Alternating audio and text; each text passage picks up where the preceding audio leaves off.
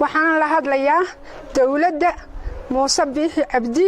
iyaan la hadlayaa baaqayaga in badan baan soo jeedinay in badan waan ku soo dirnay waxaan u malaynayaa baaqayaga inuu maanta kii ugu dambeeyay yahay annagu dadka buurta faaraxiyo ee dulman baan nahay ee maxay hayday in aqaladoodii la dumiyay ee dadkoogii la cayirsaday ee aqaladoodii la jajabiyay ee ubadkoogii dabada lagu daadiyay baan nahay waxaan u cabanaynaa dawladda hadday madaxweyne tahay iyo hadday guurtu tahay iyo hadday wasiir tahay baaqayaga maxay haydayaan u tabinayna waxa weeyaan waxa meel han harsanay ma jiro haddaan geed harsano oo maanta fadhiisano bari waa la gubayaa haddaan meesha maxay hayday sharac yar hagoogano waa la nacaydsanaya waa la neeriyanaya waa la gubayaa marka maxay hayday anagu dadka dulman ee dulunka lagu sameeyay ee ka qarni maxay hayday 3 qarni hay meesha deganay oo awowgay ku aasna oo dadkii dhalay ku aasna ee adeeraday ku aasnaayeen baan nahay lafahoogii la soo faqay baan nahay dabada lagu daadiyay baan nahay marka maxay hayday waxana la noo soo gashaday waa shar dawladeed baana la nagu dilayaa oo la noo soo adeegsanaya meesha maxay hayday waxa laga rabaa shakhsi baa raba dad maxay hayday dan guud maaha shakhsigaas raba wuxuuna noo soo adeegsanayaa dawladdaas uu noo soo adeegsanayaa oo maxay hayday askarta la noo soo dirayaa askartina jajabinaysa oo ina laynaysa oo ina dul maraysa marka anagu baaqayaga waxaan u diraynaa madaxweynaha iyo wasiirada iyo guurtada iyaan u diraynaa marka waxaan leenahay baaqayaga maanta laga soo jawaabo waana kii ugu dambeeyay baan u malaynaa anagu haddaan nahay beesha maxay hayday Axmed Cismaan cabasho badan baan soo tabinay wax la noo qabtayna ma jiro qola timiday oo maxay hayday amba dawladda ka socota amba maxay hayday meel kale ka socoto halka timiday oo soo indhaysay oo timiday oo soo aragtay ma jiro waa la nagu daawanayaa marka waxaan leenahay sida ugu dhaqso badan hala noo soo jawaabo hana meeshana hala tago hala noo soo arko Somaliland waxa soo martay 5 madaxweyne soo maray cid dhibaato geysatay iyo cid dhibaato loo geystay midna ma jirin maantana waxa dhacday in maxaan ku yiraahdaa dadkii in maxaan ku yiraahdaa tamadan yartii ama mayane dadkii maxaan ku yiraahdaa hantidoodii in lagu weerarayo oo maxaan ku yiraahdaa guriyihii oo dhisan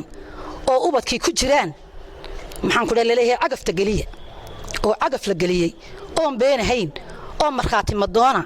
yaa on marxaatina doonayn oo la wada arkayo halka dhibaatadu ka dhacday waa bishii Ramadaan kowdeedii ilaa hadda cid alla cid tagaysa iyo cid alla cid wax ka qabanaysa iyo dhibaatada cid soo aragtay midna ma jirto hadday culimo awdiin tahay hadday u qaal tahay hadday salaadiin tahay ma jirto haddaba gobolkan awdal dad waxa gali jiray nabadda ka shaqeeya oo nabadda jecel dad aqoonyahana gali jiray oo caruur leh oo hooyo leh maanta inta hooyo halka iskugu timiday dhibta maxaan ku halka ka dhacaysa dhagaxa faaraxyo yay ka damqatay oo iskugu soo baxeen maanta hadday salaadiin tahay hadday culimo tahay hadday indheer garad tahay hadday tahay maxaan ku dhalinyaradii aqoonta lahayd gobolka awdal galaysay cidna halka ma tagin dad baa wali hadda ciidda jiifa ciidda darkaysiin dad baa jiifa oo wali loogu tagin oo ina culimo ugu tagin oo ina odayaal ugu tagin oo ina maxaan ku yiraahdaa hayna dhalinyaradii aqoonta lahayd ee lagu faanayo gobolkan awdal ku noolayd hayna ugu tagin ya marka waxa weeyaan awalba khilaafku u dhici jiray laakiin inta kale iyo dhibaatada xalli jirtay hadday culimo tahay hadday hooyo tahay hadday rag iyo mutacalimiinta iyo dhalinyaradii mutacalimiinta rag iyo dumar balahay gobolkan awdal ku noolaa tahay dad baa gurmin jiray oo dhibaatada wax ka qaban jiray dhibaatada ka jirta gobolka awdal ya dad baana laga xilxiray oo dhowr iyo 10 oo ku jira stationada oo ku jira jeelasha haddaba maanta waxa weeye dhibta ka taagan gobolka awdal maxkamad station man tagay afkaba waa la igala hadli waayay waxaan tagay maxkamadii afkaba waa la igala hadli waayay waar maxaa dhacay waar meesha qabiil baa loo fadhiyaa waar meesha qol baa loo fadhiyaa waar meesha maana dadweynaha loogu shaqeynay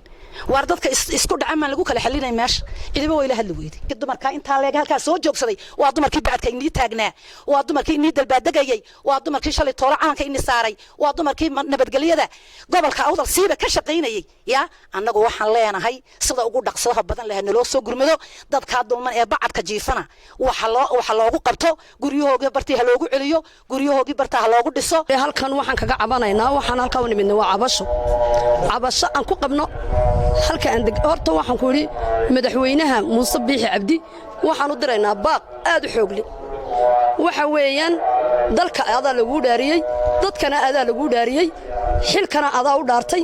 dadka inaad kala wado oo cadaalad iyo miisaan iyo xaq ku kala wada ayaa lagu talagalay waxaan ku aabahayagii baa tahay aabihii dalka tahay ciidan ku cabam lahayn baa tahay ciidan ku ooy lahayn baa tahay cidii waxaan ka cabanayna noo arki lahayd baa tahay inaad noo aamusta xaq kugu mali dadkii ku soo saaray baan nahay dadkii maxay eedaanay adiga bacadka ku taagnaa baan nahay shacabkaagii baan nahay shicibkaad ka mas'uul tahay baan nahay had iyo jeer halkaas aan ka cabanaa warka iyagoo dhan waad ogtahay maxay eedaanay dhigahaad nagala socotaa maalin walba waadna maqashaa intaana aadan ku sugaynaa noomaanaad soo jawaabin weli waxaan ku leeyahay baarlamaanka iyo guurtida iyo guddida waxaan u sheegaynaa inaan shaadh iyo dirays la noogu faano inaan maanta qolo midaysani ay noo soo xidhatay maxay dirays oo dawladnimo ay leedahay maxay dawlad baan ku xukumaynaa ayna ahayn oo yihiin dad qabiila oo dirays noo xidh oo shaadhna noogu faanayaan waxa weeyaan anagu buurta faarxiyo waa halkaan ku dhalanay waa halka awogay ku dhashay waa halka aabahay ku dhashay waa halkaan inta ku soo leekanay waa halkaan dhaxalkii waalidkayga nooga haray aan ku qaybsanay aan ku kala hagaagnay ayaa maantana isku duuduub shaar la naga qaadaya madaxweyne ku xigeenka ayaa maanta noo soo joogsaday oo damacsan inuu dalkayagi iyo dhulkayagi iyo dhaxalkii aanu hadhnay inuu xoog naga qaado maanta mideeda labaad wuxuu noo adeegsanayaa rag daa'imka gobolkan awdal iyagu haysta oo xafiisyada jooga oo isku wada qolo yihiin oo maxay heedaanay dadka maamulka haysta wax laga aqbalayo askartu iyaga u shaqaynayso oo hadalkooga maqlayso oo aan cadaalad garanaynin oo xil garanaynin oo maxay heedaanay halkan dheer baad ku joogtaa iyo kitaab baad wax ku xukumaysaa aan midnaba garanaynin oo sidii waxay naga cadgoosanayaan ama ay cadhan oo sii hayeen maanta noola dhaqmaaya waxa weeyaan taliyaha maxay heedaanay qaybtu wayna adeerki ka kale ee jooga maxay heedaanay jeelku wayna adeerki intaba way naga adigi abood maanta aan kula hadalaa ma jirto waa la nacaburinayaa ma sheegan karno waxaan nidhaahna in cabasho soo gudbinana been waayaan bay ku diraan iyaguna waxaan been bay soo sheegayaan dadkani waxba looma dhimayo bay leeyihiin waxaan ku guryihii maalinta dhaweyd la dumiyey awlaadii bacadka iyo loo saaray cirka iyo cadceedda iyo basaaga imika xagaaga la joogo har aanan haysanin geeday fariisanaynin roobka meelay ka galanaynin jirin ay dhaxan meelay ka galanaynin jirin waxa u dheeraa baan ku dadka hadiina calahaynin raashinkay shalay galabtii oo kala soo dhigteen ayaa saaka ligeeyay meeshii askar yacnaha haday dhul doonayaan ama hay dawladii diratay hoos ugu ma dhaadhiceen reerka waxaan ku raashinkii ay soo dhigteen kiishashkii inta dabada la qabtaa sida loo hurgufay biyaha ay soo dhaansadeen jareekaanada laga rogay dadka ay dad dawladda miyay ma ahan waxaan ku waa la isku hoos jira jeelkii baa la geeyay meel gaar ah lagu xidhay rag maalin kasta waxa uu qoran rag waaweyn oo gadlo oo reeralo oo mas'uul ah oo rag waaweyn oo caaqil oo odayaala ina sida ciyaalka yar yar ee dambiga soo galay dartood loo sidoo kale loo laayo ayaa maanta inimadii ay la gudboon yihiin ragii waaweyn ay xidhna oo halka jeelka lagu dilayaa oo maxay danay sheeladii caruurta lagu xireenay iyo rag waaweyn oo gadle lagu xireenaya oo caaqil ah taasina waxaan ogaanay in laaluush lagu bixiyo askartaba la baado ya oo la yiraahdo inamada ayaga si ayna dib uga sheekaynin jeel iyo wax dambe ay sheegtaan iyo dhulkooga ay ku hadlaan meel ku soo xireeya halka ku soo jirdila jeel baa kaga xanaaqaan dhulkan ay noo saxeexaan waxaan ku sheegayaa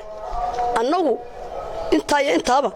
madaxweynaha iyo dawladda Muuse Biixi iyo amiga shicibka iyo dalkeena ayaan maxay xaq dhowreynay ma qaadanin wax ayaga raggan shaarka xidhayna qabiil bay ka soo jeedaan oo wada garanayna waan iska celin karnaa laakiin inta madaxweynaha ayaan sharaftiisa ku dhowreynaa han cidsaanu isaga u ixtiraamin annagana noo ixtiraamo oo dadkiisa iyo shicibkiisa baan hoos noo dayo oo war halkan maxaa ka jira miyaad ka gardarantiin mise waa leeniga gardareeyo ila waxa weeyaan annagu hadda kadib way naga go'anta in la sugana waan sugnay in la dulqaatana waan dulqaadanay dib uma dulqaadanayno yar iyo weyn rag ayagana hal xidhxidho annagana waxaan yeelanaa naga garanay shacabkuna wuxuu ku dhisan yahay dawladdu waxay ku dhisan tahay madaxweyne maxayna shacabka amigiis hadii taa la waayo wax dawladda ilaa meesha ma taa waxaan ku maalin cashuur baan bixinaa anigoo kaliya haatay shakhsiyan habeenkii milyan iyo 500 baa maaliyadda la iga xareeyaa cashuurta maaliyadda milyan iyo 500 kun baa la iga xareeyaa haddana nabad iyo nabadgeliyaan doonayno jecel oo awlaadan leeno wadan leeno reeran leeno nabadda iyo maxayna ku shaqaysanayna jecelahay hadii si tii la diido hantidayada iyo dhaxalkayga iyo dhulkayga la noogu yimid waa la dhaafi waxa jiray caaqil maalin dhaweyto afkiisa wuxuu doona ka yidhi ninkan saylici waxa weeyaan madaxweyne ku xigeen waa nin qaran nin qabiilu hadla ma oday maxay ahaydaan caaqilkoogiya ayaa mooday ninkan inuu xaafad yahay oo sidii xaafadda uga jawaabay meesha waxaan lama soo xidhin ninkii dawaayo kuwan kala xidhan haduu bulo sharcigiisa lama marin qaarna waa la soo xidho maxaad ku hadasheen baa ninna waa loo dayo wali suuq u daaqaya waana la sharci kama jiro gobolka awdal waayo rag abay u shidan tahay meesha wax dawlad la yiraahdo ma jirto Muuse Biixi inuu dalkiisu nabad yahay oo meel waliba si fiican isku maamul u haysta wax maamul la yiraahdo ma jirto gobolka awdal waa la isku dhaxdhintay waa la isku dulman yahay waa la wada dulman yahay waa la isla kadeedan yahay intaana sharafta madaxweynaha ilaalinayna nalama safahmayo wali waxaan ku odaygii madaxa casla ay halka shaashada ka caytamay ilmaadeeradood buha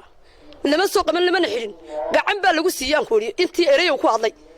de waxay garanayeen sharciga madaxweynaha ay ku yihiin iyo shaarka ay xidhiin wali way garanayeen oo wax kuwa maxay daan koogiina deystay odayga ka saaraan de saylici ka saaraan maxay daan dawladda u yahay shaarka u xidhan ka saaraano ha u dacwiyaan marka halkan waxaanu cabashaan u imanay waxaananu ka cabanaynaa waxaan u cabanaynaa mudane madaxweynaha qaranka Soomaaliland mudane Muuse Biixi Cabdi waxaanu sheegaynaa inuu nadamcay ninka maxay ahaydaan madaxweyne ku xigeenka saylici inuu nadamcay oo dalkayaga beeraha yaga dhulkan deganaynaya aqalada guryahayaga inuu nagu damcay baanu sheegaynaa horeyna waanu sheegnay in badan baanu sheegnay walina wax cid noo timida iyo cid maxay ahaydaan aan aragnay ma jirto iyo cid wax nooga qabatay midna ma hayno waxa weeyaan waxaan nahay shacbigii doortay ee doortay ee kuyuuga ugu jiray cadceeda ee ubadkooga iyo reerahooga dayacay ee ku taagnaa banaanka ee cadceeda kuyuuga kuugu jiray baana ee doortay soo saaray baana waa dhaarateen waxaad ku dhaarateen inaad dadka midaysiin oo aad maxay daan cadaalad ku maamushiin baad ku dhaarateen tiina ma dhicino ma jirto qabiil baa lagu maamulayaa dhulkayaga baa la nagu damcay guryahayaga baa agaf la geliyay duhur caddo cadceed maxay daan ay soo jeedaa guryahayaga agaf la geliyay oo ubadkayga agaf la jiirsiiyay oo la najirdilay oo sidii la doono la noo galay oo baadiye biyo waxaan haysanay maxay ahaydaan la rogay oo si alla sidii la doono la noogu tuntay waxa weeyaan taliyaha booliska ee maxay ahaydaan taliye qaybeedka intuu ciidan soo ka haystay ciidan waxa weeyaan shaqaale la dirsaday waa la soo dirsaday amar baa la nagu siiyay inay sida doonaan noo galaan taasa ka dhacday waxa weeyaan waxaan idin sheegaynaa waxa lagu maamulayaa dhulka qabiil baa lagu maamulayaa wax amniyo ka jira ma jirto wax midaho ka jirta ma jirto wax cadaalad oo ka jirta ma jirto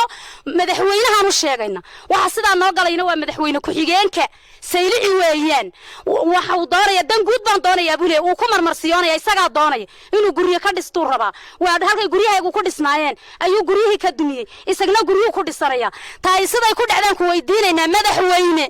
ubadkaagii baa noo aabihii dalka tahay dadkaad mas'uulka ka ahayd baan nahay dadkaad maxay haydaanay xilka u qaaday baan nahay siday ku dhacdaan ku weydiinayna wax alla wax sharci oo lagu maamulayo dhulka ma jirto rag maxay haydana aqila oo wax alla waxay geysteen jirin oon bidix iyo midig iyo af mid iyo lug wax alla waxay ka geysteen jirin ayaa guryahooda laga caydsanaya la qaaday oo beerahooda dhexdooda laga qaado la caydsaday oo la qaaday oo maxkamad la marin oo kiis lagu hayn oo dambi lagu hayn oo jeelka hoose loo dhaadhiciyay oo qolka inqaabta maxay ahaydaan waagi bariya lagu inqaabaya waxay geysteen inay jirin waa dad muwaadin oo dalka u dhashay madaxweyne adaa ka mas'uula dadkaana adaa maxay ahaydaan adaa xilkiisu ku saaran yahay waxa weeyaan halka maxay ahaydaan stationka 15 cisho ku xidhan yahay ubad 15 cisho stationka ugu badi 3 cisho loogu tala galay sharciga wixii awaad garanaysaa adigu madaxweynuhu halkaas ay ku xidhan yihiin 15 cisho stationka ku jireen oo la leeyahay maxay haydaanay lana dhaadhicinaynin maxkamadna la geynaynin halka xoog baa lagu haystaa lagu xidhay waxa weeyaan qolada maxay haydaanay taliyaha qaybta waa walaalkii inaadeerkii weeyaan kama xakabada haysta waa inaadeerkii ka jeelka hoose haysta waa inaadeerkii intaba isagay si gaar ugu shaqeynayaan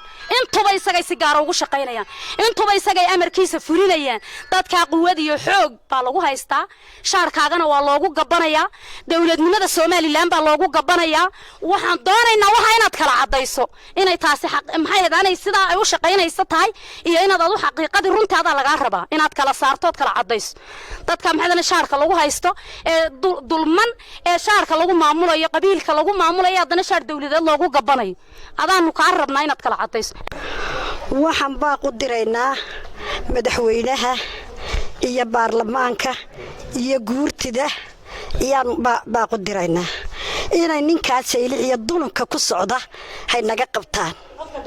ninkaa dulunka ku socda inay naga qabtaan ee dadka maxay haydeenay ugu jira dhulkana ee hadday maxkamad tahay iyo hadday jeel tahay iyo hadday tahay maxay haydeenay booliisba maxay haydeenay nagu wada sakimay yaa ninkaa in nalaga qabto iyaan madaxweynaha weydiisanay